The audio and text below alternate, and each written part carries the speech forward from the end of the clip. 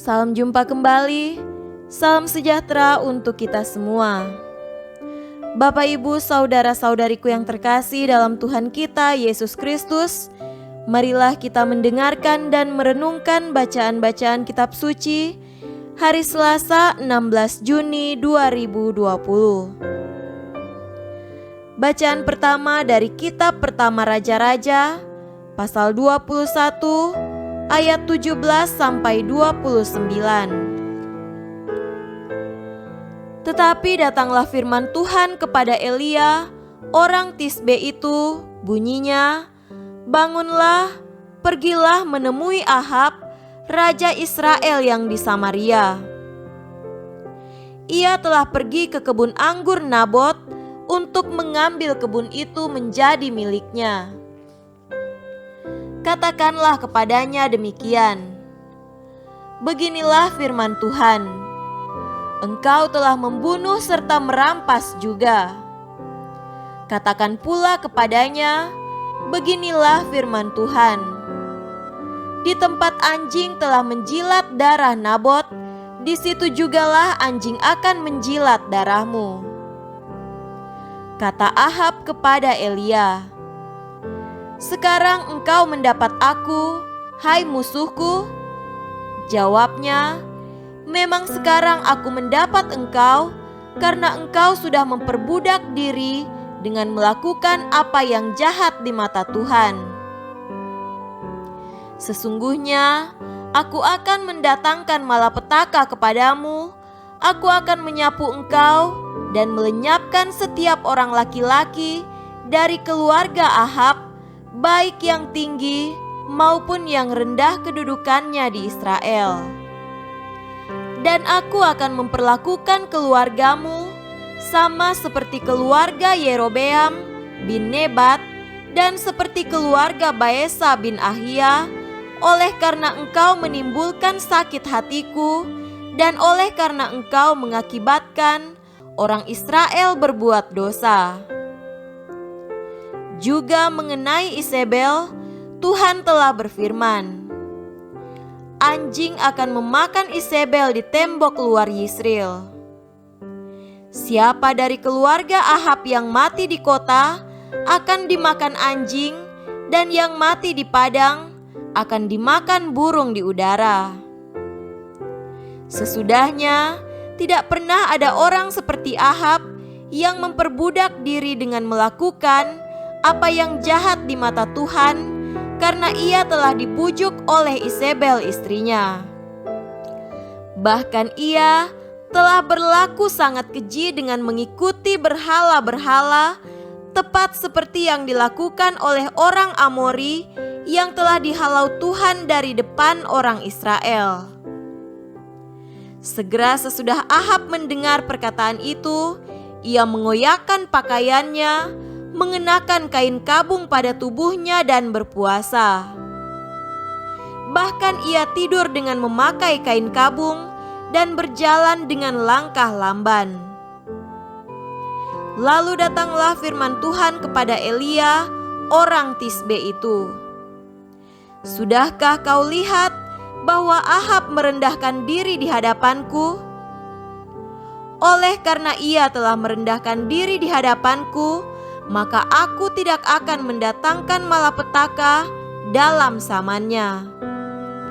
Barulah dalam zaman anaknya, aku akan mendatangkan malapetaka atas keluarganya." Demikianlah sabda Tuhan. Syukur kepada Allah.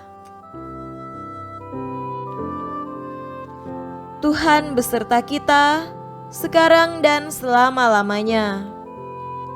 Inilah Injil Yesus Kristus menurut Matius. Dimuliakanlah Tuhan. Injil Matius pasal 5 ayat 43 sampai 48. Kamu telah mendengar firman, kasihilah sesamamu manusia dan bencilah musuhmu. Tetapi aku berkata kepadamu, kasihilah musuhmu dan berdoalah bagi mereka yang menganiaya kamu. Karena dengan demikianlah kamu menjadi anak-anak Bapamu yang di sorga, yang menerbitkan matahari bagi orang yang jahat dan orang yang baik, dan menurunkan hujan bagi orang yang benar dan orang yang tidak benar. Apabila kamu mengasihi orang yang mengasihi kamu, apakah upahmu? Bukankah pemungut cukai juga berbuat demikian? Dan apabila kamu hanya memberi salam kepada saudara-saudaramu saja, apakah lebihnya daripada perbuatan orang lain? Bukankah orang yang tidak mengenal Allah pun berbuat demikian? Karena itu haruslah kamu sempurna, sama seperti Bapamu yang di sorga adalah sempurna. Demikianlah Injil Tuhan. Terpujilah Kristus. Saudara-saudariku yang terkasih dalam Tuhan kita Yesus Kristus, tema renungan hari ini adalah mengasihi. Hakikat dari kasih ialah mengasihi pemberian diri tanpa batas. Bila seorang mengatakan bahwa ia mengasihi orang lain, namun masih terbatas pada sekelompok orang yang ia senangi saja, maka tindakan tersebut belum bisa disebut kasih yang sebenarnya. Mengapa? Karena kasihnya itu masih bersifat eksklusif atau tertutup. Kasih yang sesungguhnya ialah mengasihi tanpa batas dan terbuka luas bagi siapapun. Saudaraku yang terkasih, dalam bacaan Injil pada hari ini, Tuhan Yesus mengajarkan tentang cara mengasihi yang sesungguhnya. Ia mengajarkan demikian, kasihilah musuhmu dan berdoalah bagi mereka yang menganiaya kamu.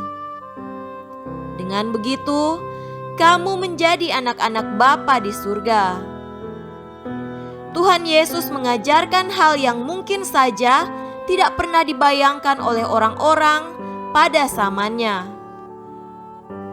Pengajaran yang menimbulkan kontroversi dari pihak-pihak yang tidak sejalan dengannya. Suatu pengajaran yang tampaknya merombak pemahaman orang-orang pada zaman itu tentang arti dari tindakan mengasihi. Meskipun demikian, itulah hakikat dari kasih atau tindakan mengasihi yang sesungguhnya. Kasih yang tidak pernah memilih dan bersifat total sebagaimana Allah mengasihi manusia. Kasih yang sifatnya merangkul, bukan memilah-milah. Saudara-saudariku yang terkasih dalam Tuhan kita Yesus Kristus, melalui pengajaran Tuhan Yesus ini, ternyata tindakan mengasihi tidak terbatas hanya pada keluarga, sanak saudara, kerabat, kenalan, dan handai taulan. Memang tindakan tersebut merupakan tindakan kasih, namun masih terlalu sempit. Hari ini Tuhan Yesus mengajarkan kita tentang tindakan mengasihi yang sesungguhnya. Serentak pula Tuhan Yesus mengundang kita untuk memperluas tindakan kita dalam mengasihi, yakni mengasihi musuh dan berdoa bagi mereka yang menganiaya kita. Itu berarti kasih bukan hanya berlaku bagi orang-orang yang kita kasihi dan mengasihi kita, tetapi juga terhadap orang-orang yang membenci kita.